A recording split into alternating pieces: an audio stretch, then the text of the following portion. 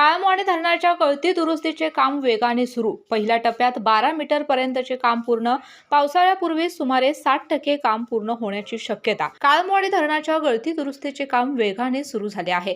गळती रोखण्यासाठी धरणाच्या मुख्य भिंतीतील 9 मोनोलिथ मध्ये एकूण 138 छिद्रे घेण्यात आली असून त्याद्वारे ग्राउंडिंग प्रक्रिया चालू आहे। आ आ आई येस ब ब बदक क क कणीदार आ ख ख खमंग ग ग गोकुळतू धरणातील पाणी कमी होत जाईल तशी दुरुस्ती प्रक्रिया ही टप्प्याटप्प्याने सुरू राहणार आहे। गळतीच्या दुरुस्तीचे काम तज्ञांच्या मार्गदर्शनाखाली सुरू असून यंदा धरणातील पाणी कमी झाल्यास पावसाळ्यापूर्वी सुमारे 60% काम पूर्ण होईल अशी माहिती संबंधित अधिकाऱ्यांच्याकडून देण्यात आली आहे। धरणाच्या मुख्य भिंतीवरून 12 मीटरने होल मारून पूर्ण झाले आहे।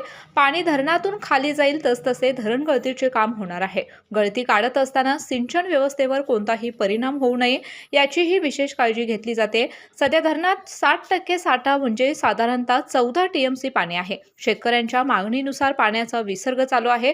आता पहिल्या टप्प्यातील गळती काढण्याचे काम 12 मीटर पर्यंत पूर्ण झाले आहे, परंतु गेल्या काही वर्षापासून गळती पाहता या तरी वेळी काम दर्जेदार होऊन गळती थांबावी हीच नागरिकांमधून मागणी होत आहे। केके न्यूज साठी राधानगरीहून प्रतिनिधी मिलिंद कांबळे। अशाच नवनवीन अपडेट पाहण्यासाठी आमच्या केके न्यूज चॅनेलला सबस्क्राईब करा।